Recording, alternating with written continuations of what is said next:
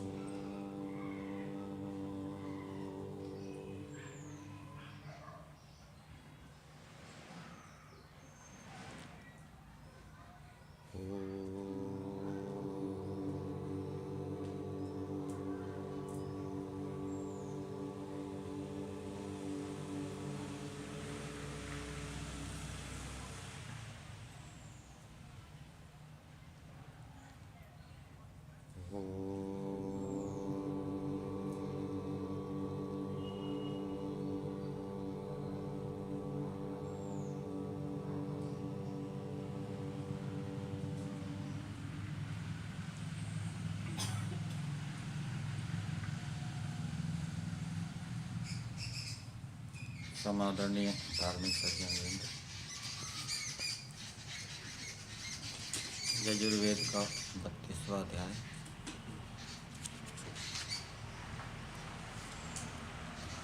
आज मंत्र संख्या 13 का स्वाध्याय किया गया। इससे पहले वाला जो मंत्र था, मंत्र संख्या 12, उसके व्याख्यान में बताया गया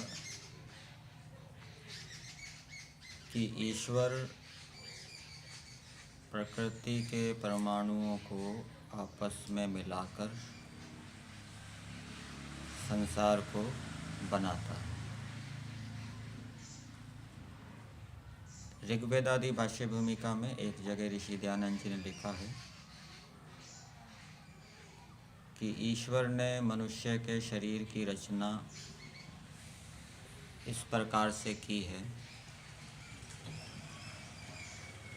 कि मनुष्य का ज्ञान बढ़ता है, अर्थात जब वो धर्म का आचरण करता है तो उसका ज्ञान बढ़ता है। दूसरे प्राणियों के शरीर में इस प्रकार की रचना नहीं है, वहाँ पर जीवात्मा का ज्ञान नहीं बढ़ता। और मनुष्य शरीर में जीवात्मा का ज्ञान बढ़ते बढ़ते जब वो पूर्ण ज्ञानी हो जाता है तो मुक्ति को प्राप्त करता है।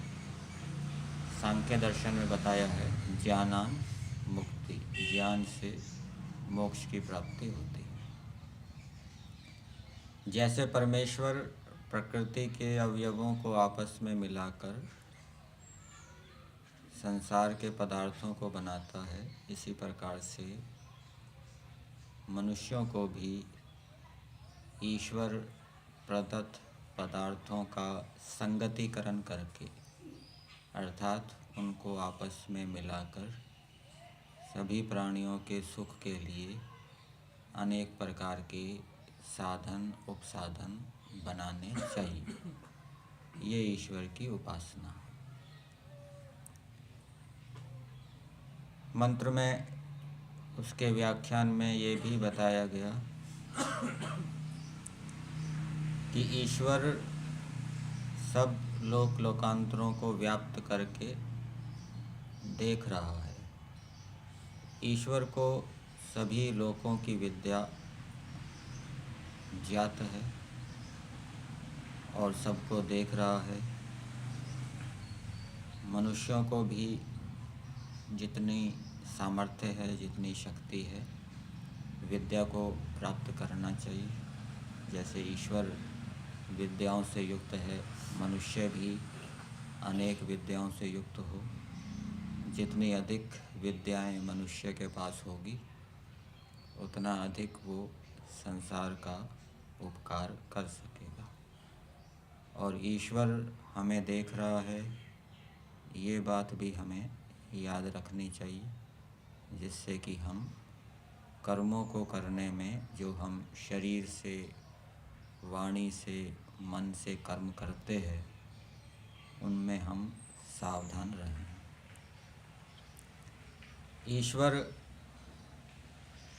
सुखों को जानता है। अनेक प्रकार के रूप ईश्वर ने बनाए जिनको देखकर मन प्रसन्न हो जाता है। अनेक प्रकार के रस ईश्वर ने उत्पन्न किए जिनको चखकर मन प्रसन्न हो जाता है। अनेक प्रकार की गंध ईश्वर ने बनाई, उन गंधों को सूंघकर मन प्रसन्न हो जाता है। अनेक प्रकार के शब्द प्राणियों के द्वारा बोले जाते हैं, ये भी ईश्वर की रचना है। प्राणियों के शरीर में इस प्रकार की व्यवस्था की है जिससे कि वो भिन्न भिन्न प्रकार के शब्दों को बोलते हैं। उनको सुनकर भी मन प्रसन्न हो जाता है, वो सुख देने वाले होते हैं। तो इसी प्रकार से मनुष्यों को भी अनेक प्रकार के पदार्थों को बनाना चाहिए।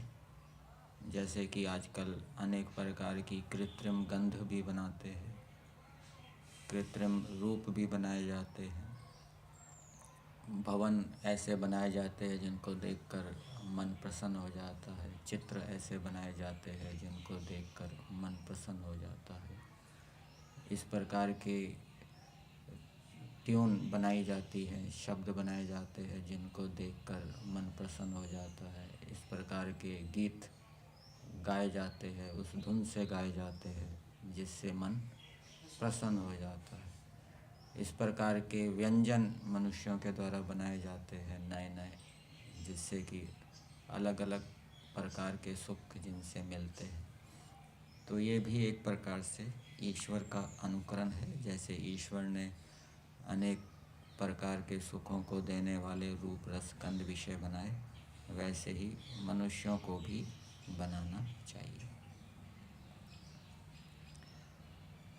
आज का मंत्र है सदसस् पतिम अद्भुतम प्रियम इंद्रस्य काम्यम शनिम मेधाम अयाशिषम स्वाहा। इस मंत्र के महर्षि दयानंद कृत वेद भाष्य के अनुसार एक विद्वान दूसरे मनुष्यों को कह रहा है कि हे मनुष्यों, ईश्वर ऐसा है जैसे उस ईश्वर की सेवा करके मैं मेधा बुद्धि को प्राप्त हूँ, वैसे तुम भी हो। और वो ईश्वर कैसा है वो मंत्र के शब्दों से हमें पता लगेगा।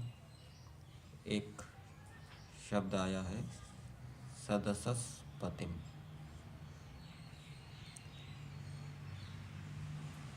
सभा का पति।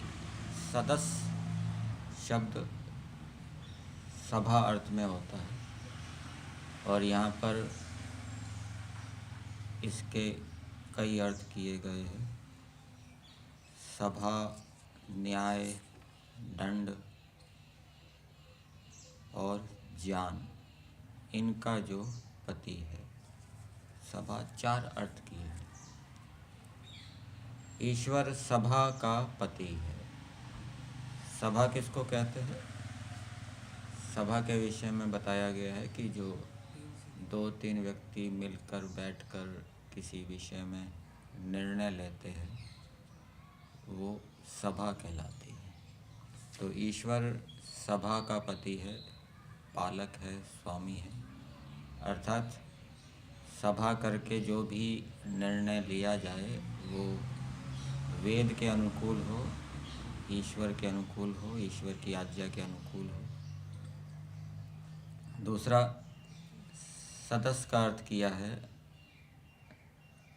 ज्ञान का पति, ज्ञान का पालक।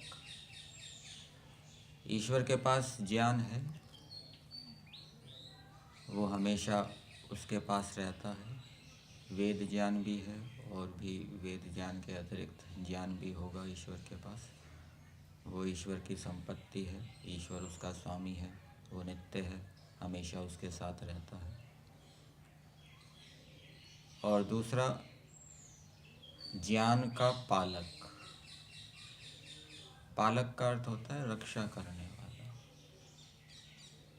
तो ईश्वर किसके ज्ञान की रक्षा करता है? अपने ज्ञान की रक्षा करता है या मनुष्यों के ज्ञान की रक्षा करता है?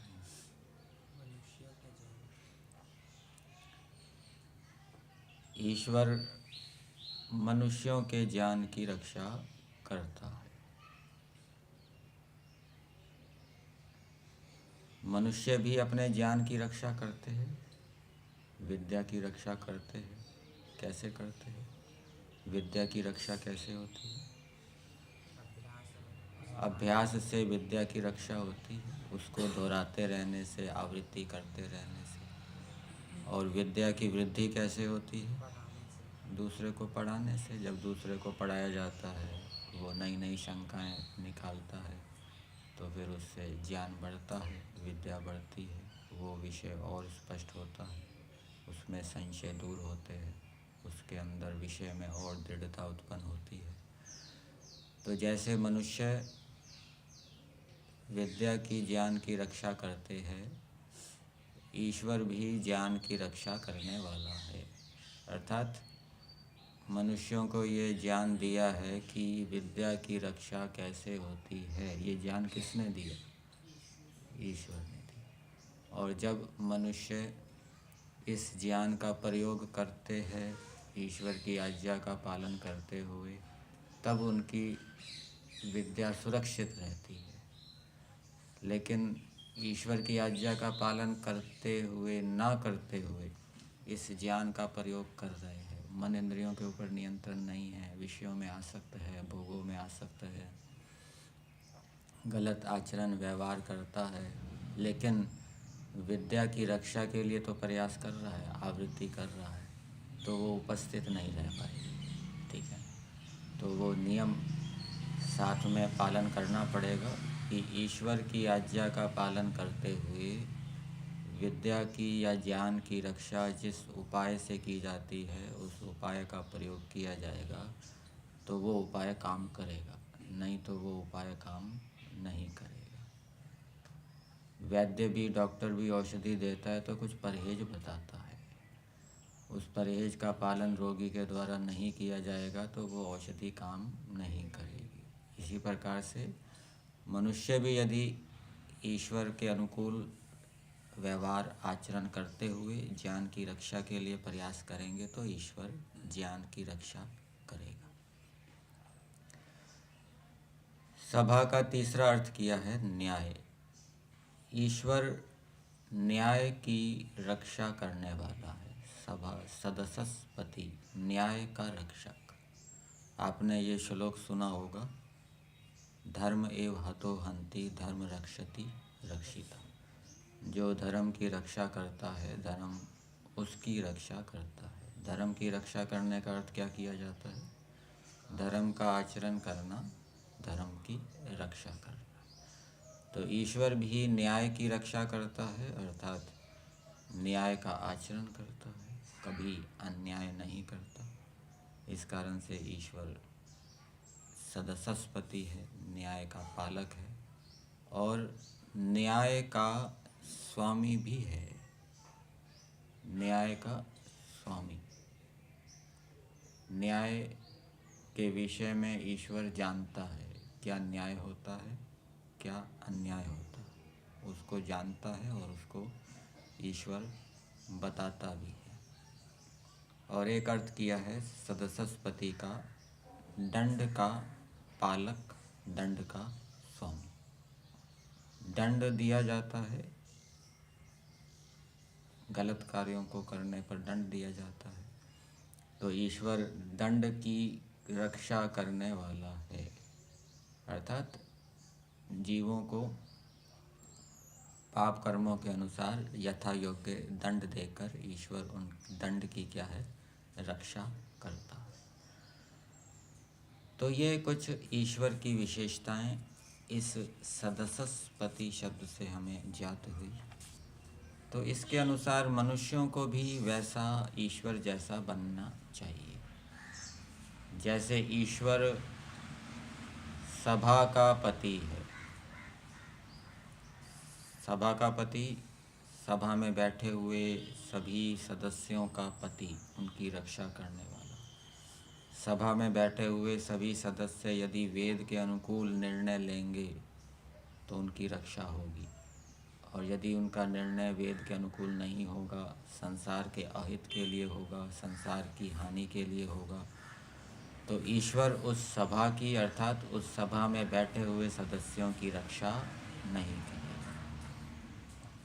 तो सभा में जो व्यक्ति जाता है उसका ये कर्तव्य है कि वो धर्म को जिताए, अधर्म और अधर्म को हराए, सत्य को जिताए और असत्य को हराए। यदि वो ऐसा प्रयास कर रहा है तो वो सभा की रक्षा कर रहा है, सभा के सदस्यों की रक्षा कर रहा है। और यदि सभा में बैठे हुए सदस्य अधर्म को जिताते हैं, धर्म को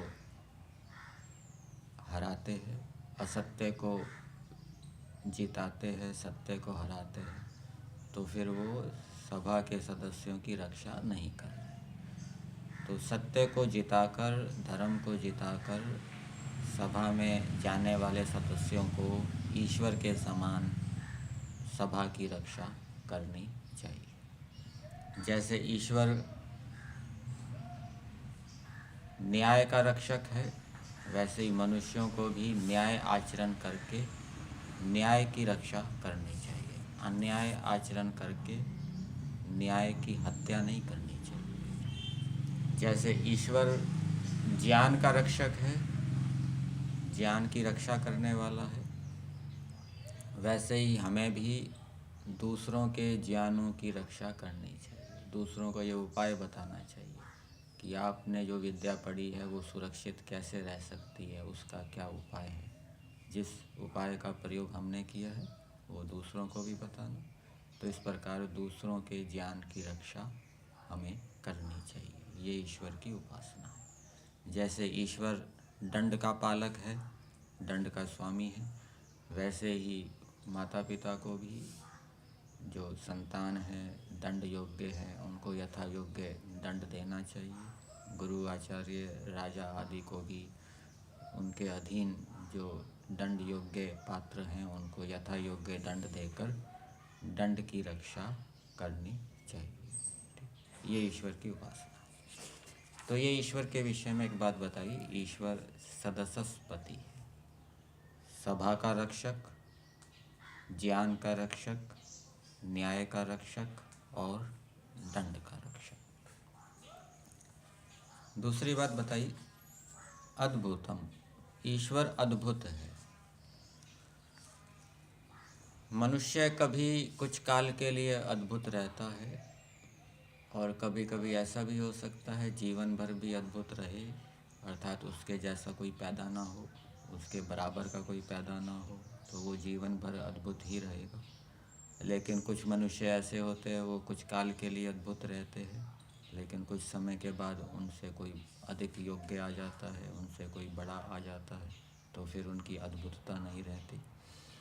परंतु ईश्वर सदा से अद्भुत है और सदा अद्भुत रहेगा। उसके जैसा ना कभी कोई हुआ है ना कभी होगा। ईश्वर की क्या विशेषता है?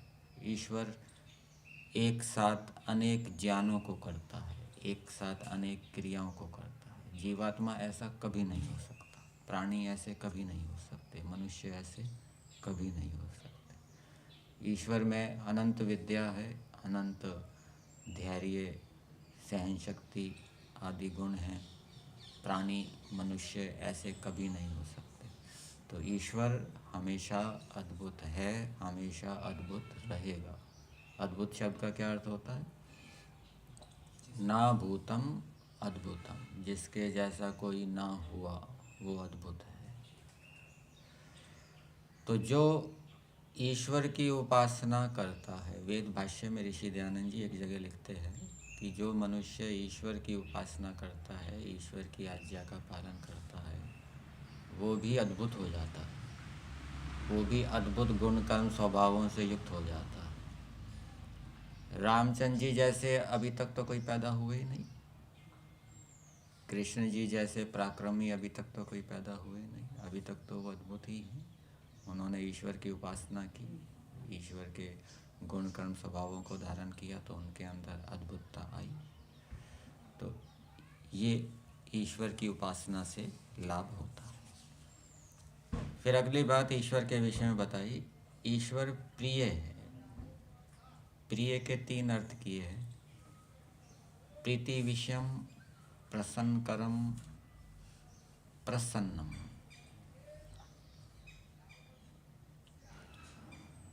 प्रीति विषय अर्थात प्रीति का विषय, ईश्वर में प्रीति करनी चाहिए, ईश्वर में प्रेम करना चाहिए। क्यों प्रेम करना चाहिए ईश्वर में? ईश्वर में प्रेम करना चाहिए। क्यों करना चाहिए? क्योंकि जब मनुष्य ईश्वर में प्रेम रखते हुए उसकी आज्ञा का पालन करेगा तब उसकी अविद्या दूर होगी।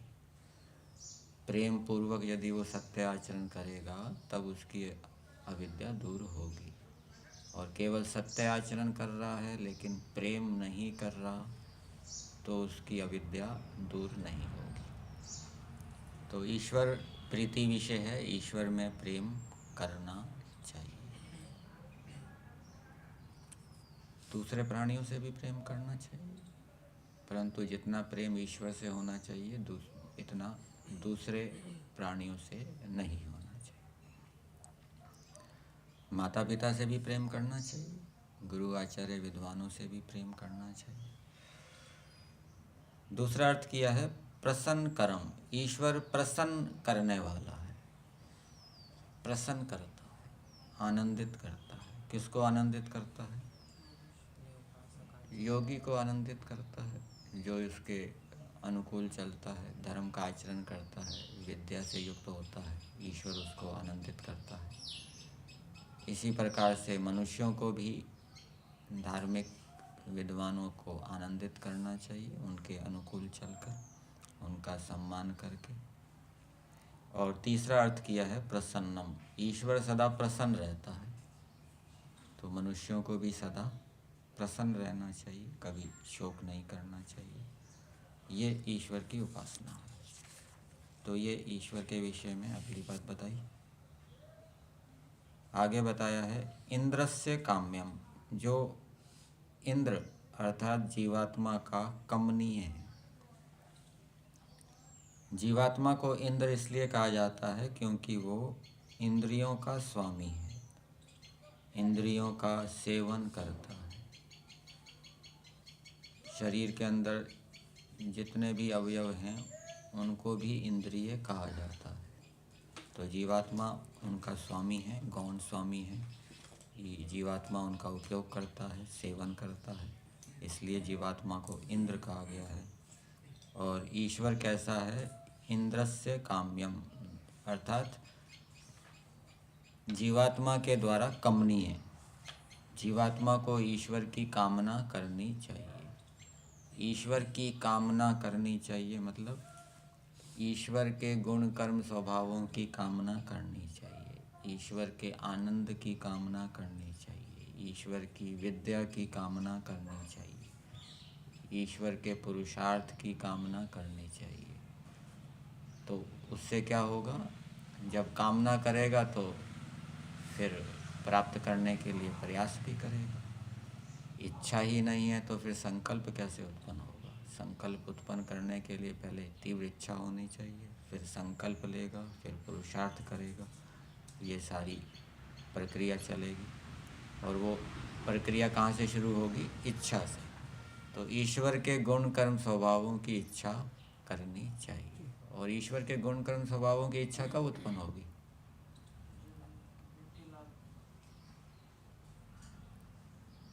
उनके धारण करने के लाभ जब हम जानेंगे कि ईश्वर के गुण कर्म स्वभावों को धारण करने से जीवात्मा का ज्ञान बढ़ेगा, सुख बढ़ेगा।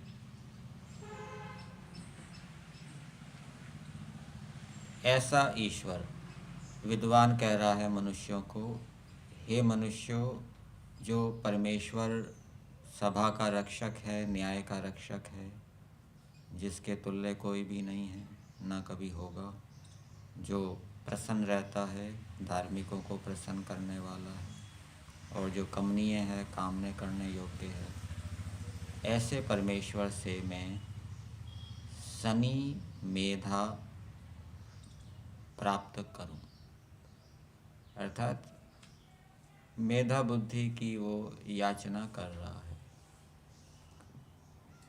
कि मैं ऐसी बुद्धि को प्राप्त करूं। मेधा का विशेषण दिया है शनि, और शनि का अर्थ किया है जिससे सत्य असत्य का ठीक ठीक विभाग किया जाए, और मेधा का अर्थ किया है संगताम बुद्धिम, संगत बुद्धि। मेधरी संगम धातु से ये मेधा शब्द बनता है। किसी विद्वान ने सत्य असत्य का निश्चय तो कर लिया, लेकिन निश्चय करने के बाद भी वो सत्य व्यवहार के अंदर नहीं आया, तो मतलब मेधा बुद्धि नहीं है। सत्य असत्य को पृथक करने की बुद्धि तो है, निश्चय तो कर लिया, लेकिन वो अभी व्यवहार के अंदर नहीं आया, तो वो मेधा नहीं है अभी। तो जो निश्चय किया है सत्य असत्य का, धर्म अधर्म का, वो निश्चय व्यवहार के अंदर भी आ जाए, ऐसी बुद्धि ईश्वर से मांगी गई है कि एक तो बुद्धि के माध्यम से, विद्या के माध्यम से मैं सत्य असत्य का ठीक ठीक निश्चय कर सकूं, पृथक्करण कर सकूं, और उसको मैं शीघ्र धारण भी कर लूं, शीघ्र व्यवहार में भी ले आऊं, ऐसी बुद्धि याची गई है। और उसका उपाय बताया है स्वाहा। स्वाहा का क्या अर्थ किया है? सत्य क्रिया, सत्य क्रिया से। और सत्य क्रिया का अर्थ आप देखेंगे भाष्य में, ईश्वर का संसेव्य, अच्छी प्रकार से सेवन करके।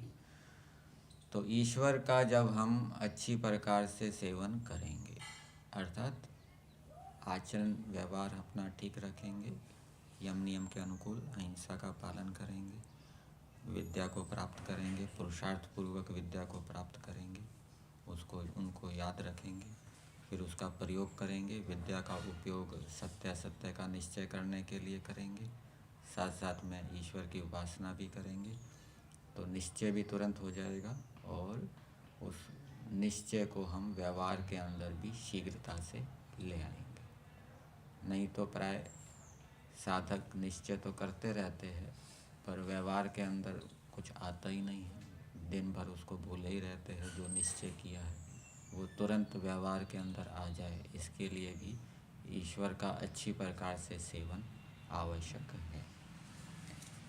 तो मंत्र का संदेश ये है कि विद्वानों को भी ऐसी बुद्धि ईश्वर से मांगनी चाहिए। विद्वान निश्चय तो कर रहे हैं लेकिन व्यवहार में नहीं ला पा रहे, तो ईश्वर से प्रार्थना करनी चाहिए कि हमें ऐसी बुद्धि दो जिससे कि जिसका हमने निश्चय किया है, निर्णय किया है, वो शीघ्र व्यवहार में आ जाए। और मान लीजिए किसी का निश्चय नहीं हो पा रहा, निर्णय नहीं हो पा रहा, वो भी ईश्वर से प्रार्थना करेगा कि मुझे ऐसी विद्या दो जिससे कि निश्चय निर्णय भी ठीक हो जाए। और केवल विद्वान ही नहीं, सभी मनुष्यों को ऐसी बुद्धि को प्राप्त करने का प्रयास करना चाहिए। अर्थात उसका उपाय है विद्या प्राप्त करें धर्मपूर्वक और उसका उपयोग करें। तो ये बात मंत्र के अंदर बताई गई।